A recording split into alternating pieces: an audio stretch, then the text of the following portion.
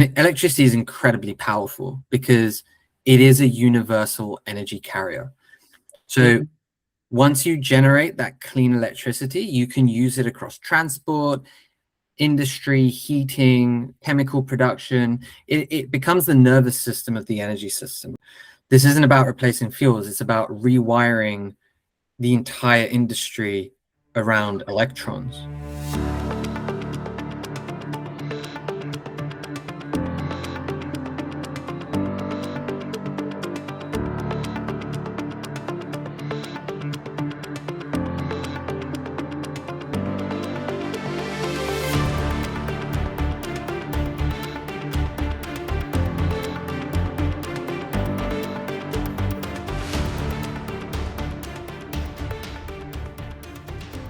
Hello, everyone.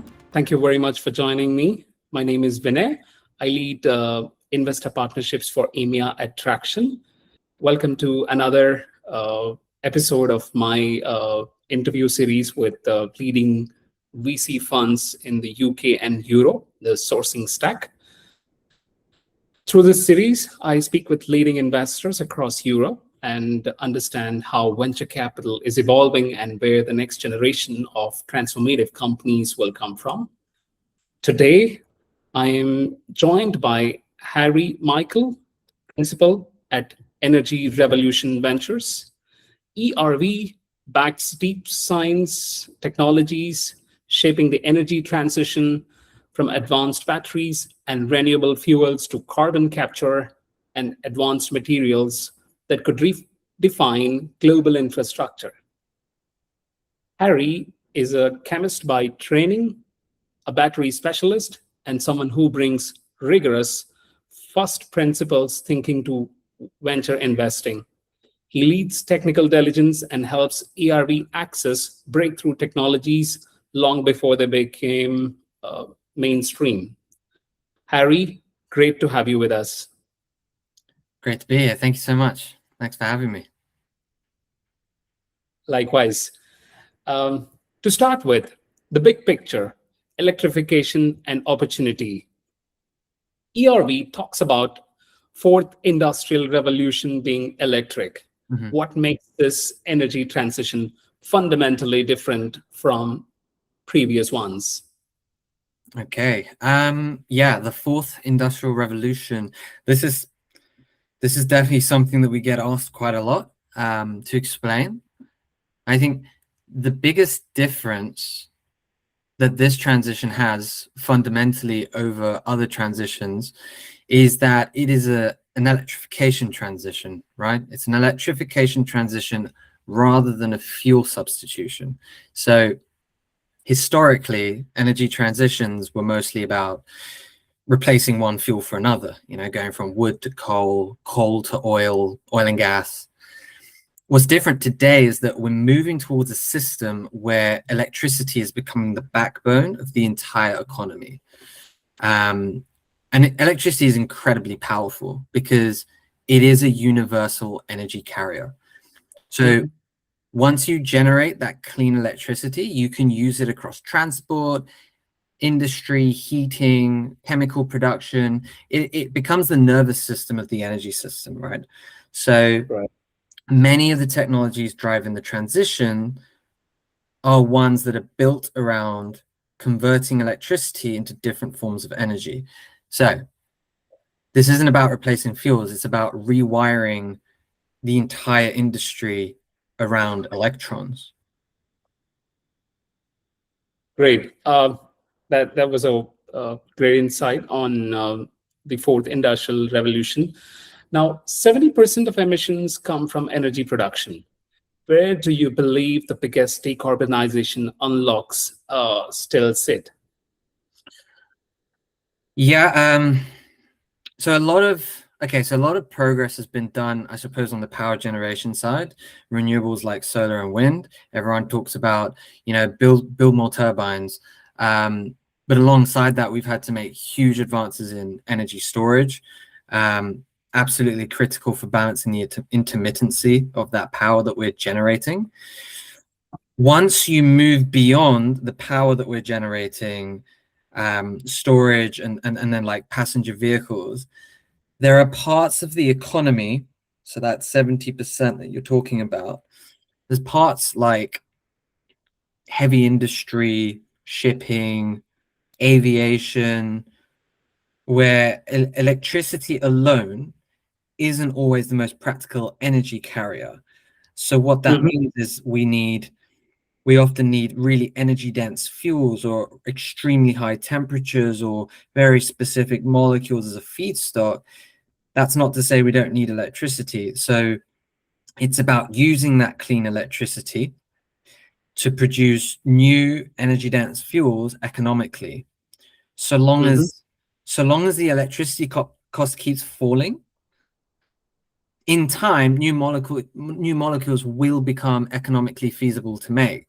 So that's where areas like investing in advanced materials and novel catalysts become so interesting, because they extend the reach of electrification into sectors where plugging directly into the grid is not quite sufficient. So, the first step is cleaning up the electricity. The next step is using that electricity to reinvent how the industry works. Right. Great. Now that brings us to the question on ERV's investment thesis. Okay. ERV focuses specifically on electrochemistry and deep science. Why double down so narrowly instead of investing broadly across climate? Okay, well, firstly, I want to say electrochemistry is not as narrow as it may seem at first. Okay.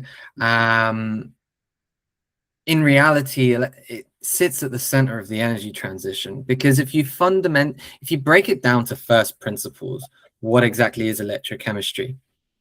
Bare bone. It's about converting chemical energy into electrical energy, or electrical energy into chemical energy. Okay, you're either making electricity from chemicals, or you're using electricity to make chemicals. Okay, batteries convert chemicals into electricity. Electricity is used to make molecules in electrolyzers, like e-fuels. And as the global economy electrifies, electricity increasingly becomes, like I mentioned earlier, that universal energy carrier.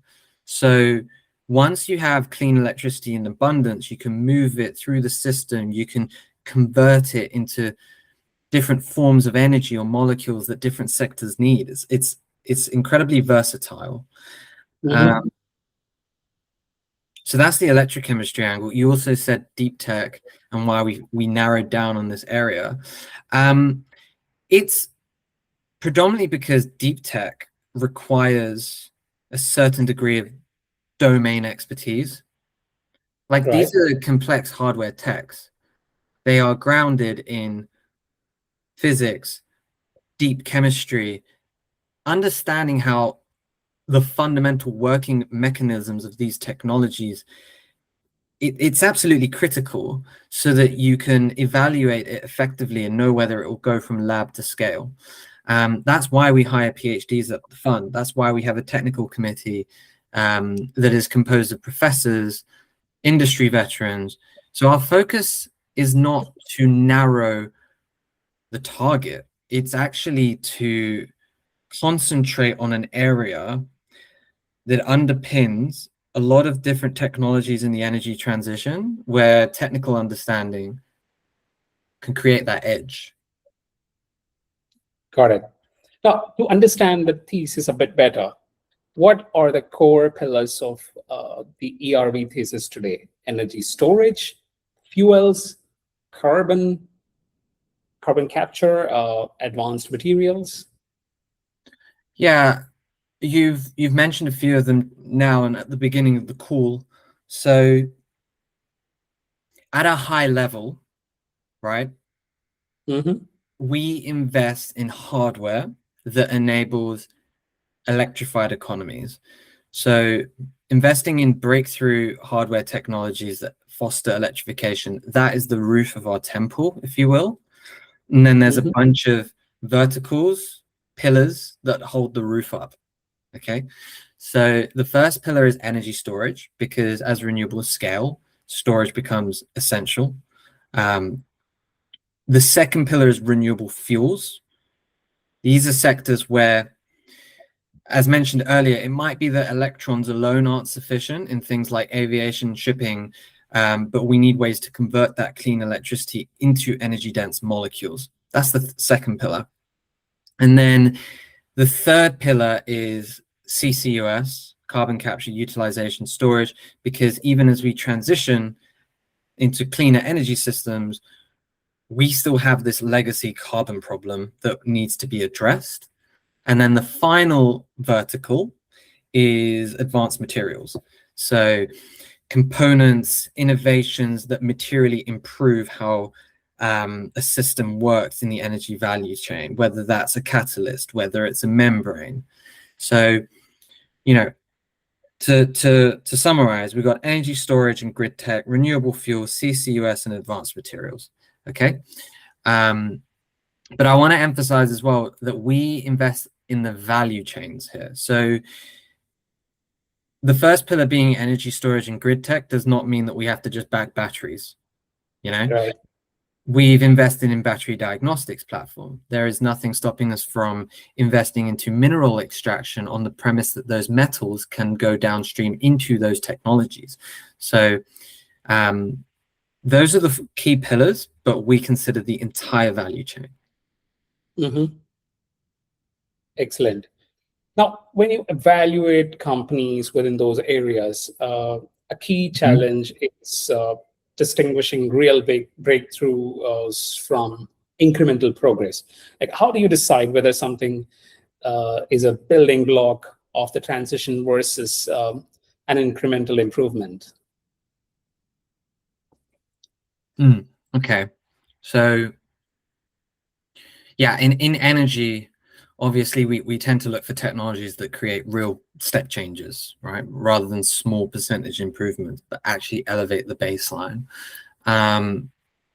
Typically, in fact, our partner at the firm wrote a LinkedIn post yesterday that actually defines this really well.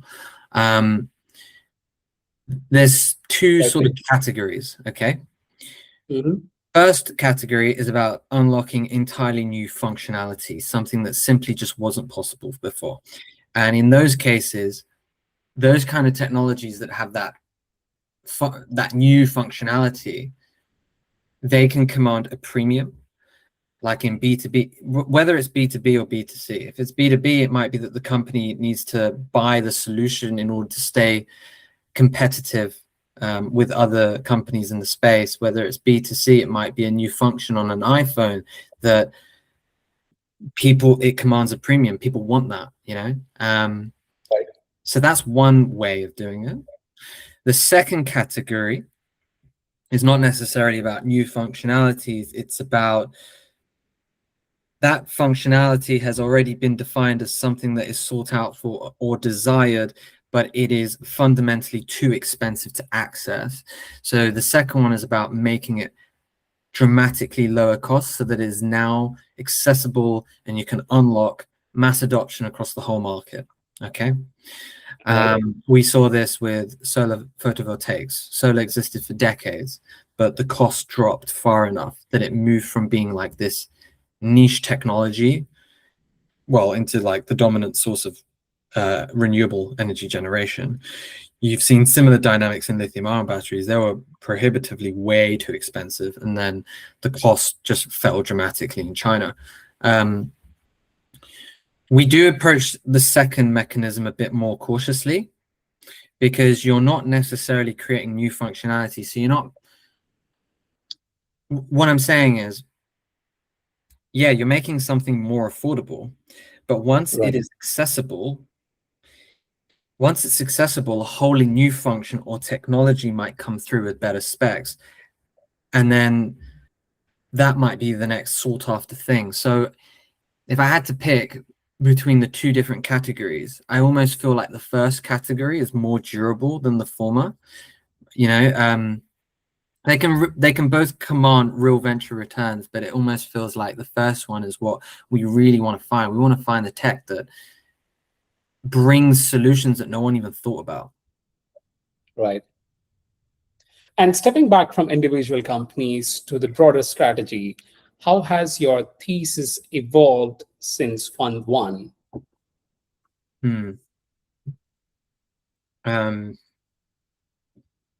It's remained quite consistent. So until we've actually got like a truly electrified, resilient grid, the opportunity space keeps expanding. If anything, it expands with more opportunities to invest in, which is fantastic for us, right? But what has changed, so the thesis remains robust, but what has changed is obviously the global context around the energy system. It's constantly evolving, whether that's, you couldn't go to a conference last year without hearing about electricity demand for AI infrastructure, data centers. Now, the talk is obviously with what's happening in the Gulf with the geopolitical tensions, like energy security, resilience is really coming back into question. How long can we rely on these critical shipping routes that could just be closed? Do we need more energy storage capacity so that we are not so reliant on gas? So yeah, it's not about evolving the thesis as a whole. It's about staying abreast with new developments, recognizing and appreciating that we are investing in a dynamic space, recognizing that there will be emerging bottlenecks and new solutions. So in many ways, this is great because it just gives us confidence that our thesis is resilient, it's durable. But we won't stop until we've got a truly clean, fully electrified, resilient energy system. The core thesis remains the same. Great. Now, let's spend a little time on storage and batteries, which is an area where you've spent much of your career. Yeah. You've written about LFP becoming dominant. Does commercialization reduce venture opportunity or create new layers of value? Well, first of all, thanks a lot for referring to the writing. LFP, so I have a blog series called What Happens Next, and I wrote a blog on LFP. If you're curious to learn more about lithium iron phosphate, please check it out. It's on Medium, it's on Substack, it's on the ERV website. But your question was about commoditization. Are you referring to specifically the fact that like LFP is becoming dominant? Dominant. Okay. So a lot of big venture opportunities in batteries, they can often appear when a chemistry seemingly becomes boring, because like that's when the ecosystem around that chemistry explodes. So LFP is commoditizing. Okay. But it does create new opportunities. So I believe it's just a case of shifting innovation up and down the stack. So you've got manufacturing innovation, you've got new software, you've got system integration. In the West, there's companies trying to find ways to manufacture LFP in a way that does not rely on Chinese inputs. So then you've got supply chain innovation. So I think commoditization, it doesn't kill venture returns. It just moves where the value is created, right? That's how I envision it. I envision it like you've got a battery value chain. You've got all your different chemistries, lithium, sulfur, nickel, rich, LFP, and you've got all these attempts, shots on goal, and you've got like this massive hotspot area in the chain. What this does is it just takes that circle and it just sort of spreads it along the chain. It increases the surface area for venture. It does not shrink it. Right. Beyond lithium ion, there's also a lot of discussion around alternative chemistries. Yeah. Flow batteries, lithium ion, sulfur, long duration storage. Where do you see asymmetric upside? Okay. So I mean, flow batteries and lithium-ion batteries, yeah, they're very different. It's not simply, it's not simply just a chemistry change. There's like a system level shift. I think that's quite interesting though, because then that can create some sort of asymmetric upside. So lithium-ion has become dominant, right, for short duration storage. Okay, it's competing directly head on with lithium-ion. It's extremely difficult. It's extremely difficult and high risk. Things become interesting when you look on a board and you see parts of the energy system that lithium-ion wasn't really designed for. Okay, like long duration storage. Lithium-ion is getting cheaper, so it is moving up the storage duration curve in an economical way, but there are some technologies that could look structurally attractive. You mentioned lithium sulfur and flow batteries, right? So I'm not going to focus on lithium sulfur because I think that's more chemistry and a moonshot play. Flow batteries. Again, there was a blog that we wrote on this, on asymmetric upside of flow batteries as well. So, although it's basically flow batteries can be structurally attractive because they resemble a lot of the industrial processes more than traditional batteries. So energy is stored in a liquid electrolyte in a flow battery. That is held in a tank. If you need more energy, you scale the tank, you increase the tank volume. What does that sound like? You know, the architecture aligns a lot with existing oil and gas infrastructure. You've already got a lot of global expertise in handling large volumes of liquids, managing pumps, pipes, tanks, chemical processing systems. So if you're looking for asymmetric upside beyond lithium ion, I think it often comes from technologies that fit into the existing physical architecture, okay? Right. But can be wielded for the future energy system. So retrofitting helps basically, when the initial installation can otherwise be a showstopper because it's too expensive. Right. So of course, science is the only part of this story. Scaling these technologies is often where things get difficult, right? So manufacturing seems to be Achilles' heel. Stop rates, scrap rates, ramp up issues, and gigafactory complexity. How do you underwrite scale risk? So yeah, manufacturing is obviously extremely difficult. It's definitely a big challenge in battery innovation. So what I mean by that is like there's a lot of chemistries that look really promising in the lab, but the real difficulty comes when you try to scale that into reliable, high yield manufacturing, avoid that batch to batch variance. There's a lot of OEMs out there that if you're trying to get some sort of order with them because you got this new material, they won't bat an eyelid until you've got something like kilograms, tons.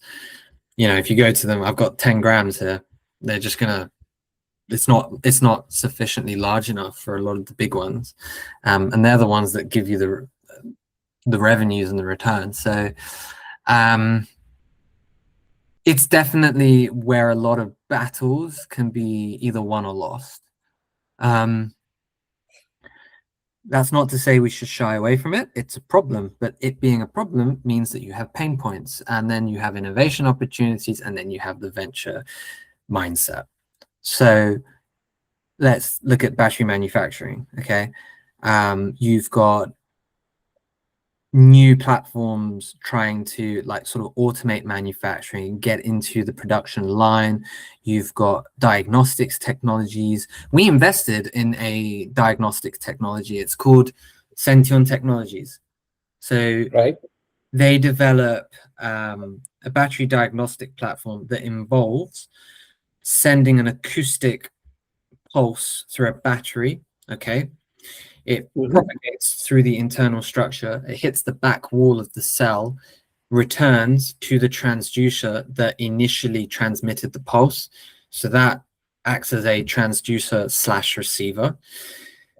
The innovation is the echo at the back wall, the fact that the sound pulse returns on itself. What that means is you don't get some sort of 2D graphic of the internals that tells you what the problem is. It being an echo means that you create a 3D visualization. So you're able to identify not just the problem, but the location of the problem. Okay, which is extremely powerful. So yeah, we don't look at manufacturing as a showstopper. We look at it as an opportunity set. Great. Deep science also introduces very difficult venture dynamic compared to traditional software investing. Yeah. Now, what do you think about the horizons of deep science, especially when commercialization can take 7 to 10 years? Yeah. This is a question again that it's important that you ask me these questions so we can clear up a bit about it. But yeah, a lot of people draw comparisons between deep tech and software. My background's not in software. I can only speak on behalf of the deep science side. But like, yeah, it almost always has long timelines. That does not mean it's incompatible with venture. So the key is understanding where you are in the scientific and industrial maturity curve. So what I mean by that is that a lot of the breakthroughs that we invest in today have actually been at research for decades. Okay. What changes is that you either get some sort of market signal, the manufacturing, there's some sort of new technology that makes manufacturing feasible, regulation changes. You just get like this perfect soup of things that all coalesce at the same time that enables that technology to ride a curve. So LFP, it's an old battery chemistry. It's actually very old. The battery industry was greedy. It wanted more energy density. So rather than banking on LFP, it kept going for nickel chemistries. Okay, I got nickel. Then it became about increasing the nickel in those chemistries to make it even more energy dense. And yeah, we just got really hungry and determined to just keep upping the energy density on batteries. But then what we realized is there's a lot of applications out there whereby the specs on LFP is sufficient. It's low cost and it has better safety specs. So the industry did a whole 180. So the real question isn't whether something takes 7 to 10 years. It's whether the underlying science was de-risked enough that the market will be massive once it works. So if those conditions all coalesce at the same time, you've got a competitive moat, not a drawback.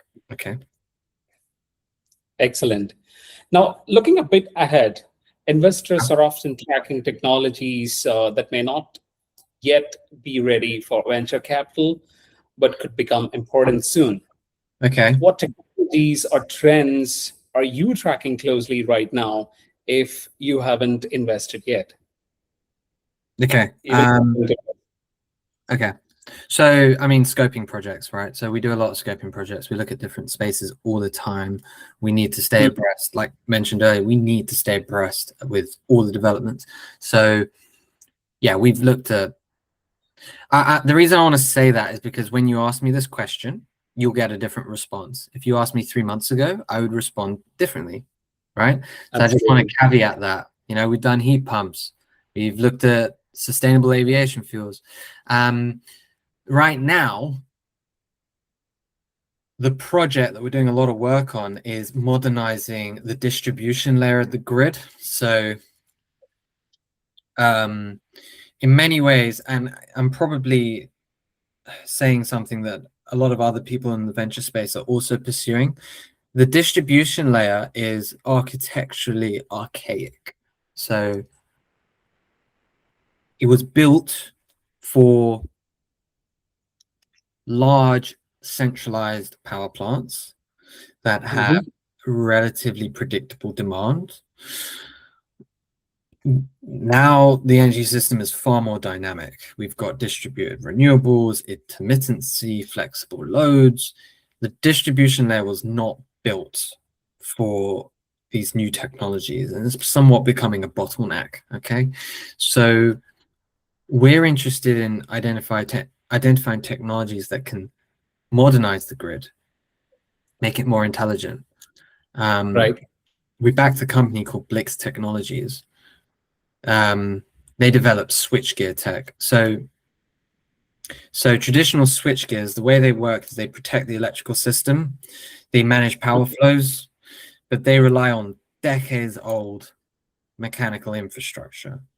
The systems, like the old switchgears, they're relatively slow to respond. They have very limited visibility into what's actually happening in the network, whereas Blix are taking switchgears and they're developing solid state switchgears. So they replace the mechanical components with digitally controlled power electronics. So orders of magnitude faster switching, real-time sensing, programmable control. It's basically transforming dumb switchgear into intelligent grid control points. Okay. Right. So that's an example of the company we invested in. But yeah, what's interesting is that a lot of the discussions with colleagues in the venture space, it focuses in on AI and software. AI software to modernize the grid. When people think about making the grid intelligent, they think about, oh, artificial intelligence, because maybe supposedly because they both have the word intelligence. But you need the hardware layer underneath to facilitate that AI coming online or that software being compatible. So if you want a truly intelligent grid, we need to innovate on the sensing layer, the switching layer, power electronics layer. It all has to evolve in unison because they all speak to each other. They have to evolve in unison to make that intelligence layer on top genuinely actionable. That's what we're looking at right now, okay? We're looking at the hardware layer that makes intelligence actionable in the grid. Great. Thank you. And if we extend that lens even further, is there a breakthrough area in electrochemistry that could redefine the next decade? So electrochemistry, yeah. So an area that I find exciting that we've talked about at the firm as well. Bear in mind, if you ask different people at the firm, like what part excites them in electrochemistry, you may get differing responses. My one specifically is the fact that with electrochemistry, you can get really good selectivity in electrochemical reactions. And the reason that's becoming interesting now is largely because electricity itself is getting cheaper and cleaner, and therefore we're able to exploit the selectivity nature. So why is it exciting? Why is it even interesting? So historically, in industrial chemistry, so we're going back to the chemistry roots now. In industrial chemistry, it's mostly relied on thermochemical processes using high heat, high pressure, often generate, like you have to burn fossil fuels in order to drive the chemical reactions. You want more chemicals? Okay, up the pressure, up the heat, more fossil fuels. Yeah, it works at scale. It's not clean, but it works. But they're not selective. So you get a lot of side products as well. And then you have to invest in separation and purification tools down line to deal with the side products. Okay. So that's the backstory. those side products, the fact that you need to purify and separate them. Now let's go back to what I said about selectivity with electrochemistry. Instead of using heat and pressure, reactions are driven by very specific voltages. Okay, to get a certain reaction, it has to be set at a very specific electrical potential. So that allows a certain degree of control and selectivity, almost like how enzymes work in biological systems. You know, you've got your enzyme, you've got a substrate, it has to be the right size and shape for that lock and key mechanism to work, for the biological transformation. A lot of ways, there's quite a few synergies between electrochemistry and nature. It's been too expensive in the past to scale this and actually fully exploit and utilize that control and selectivity nature of electrochemistry. But electricity is getting cheaper, so it's actually genuinely becoming a very powerful way of manufacturing molecules using electrons instead of heat in a way that is cost favorable. So if you can do that, you get far greater precision, potentially lower energy intensity because it's less wasteful than a lot of other ways that we do things in industry. If you want more of a product, but you're generating all these side products, you often need to, get more energy in there to get more of your desired product. But then you also create more side products in tandem. So then you have to have more and more and more purification tools. So they stack up as that scales as well. You get more waste, it scales.